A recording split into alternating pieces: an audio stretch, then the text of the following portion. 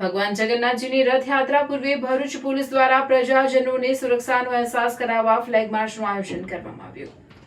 આગામી 16 જુલાઈએ અષાઢી બીજના પાવન અવસરે ભરૂચ શહેરના વિવિધ વિસ્તારોમાંથી ભગવાન જગન્નાથજીની રથયાત્રાઓ નીકળનાર હોય પોલીસ તંત્ર સંપૂર્ણ સતર્ક બન્યું છે। રથયાત્રા દરમિયાન કાયદો અને વ્યવસ્થા જળવાઈ રહે તેમજ કોઈ અનિચ્છનીય ઘટના ન બને તે માટે ભરૂચ શહેર પોલીસ દ્વારા વ્યાપક સુરક્ષા આયોજન હાથ ધરવામાં આવ્યું છે। તેના ભાગરૂપે ભરૂચ શહેર બી ડિવિઝન પોલીસ દ્વારા ડીવાયએસપી સી.કે. પટેલના માર્ગદર્શન હેઠળ ફ્લેગ માર્ચનું આયોજન કરવામાં આવ્યું હતું।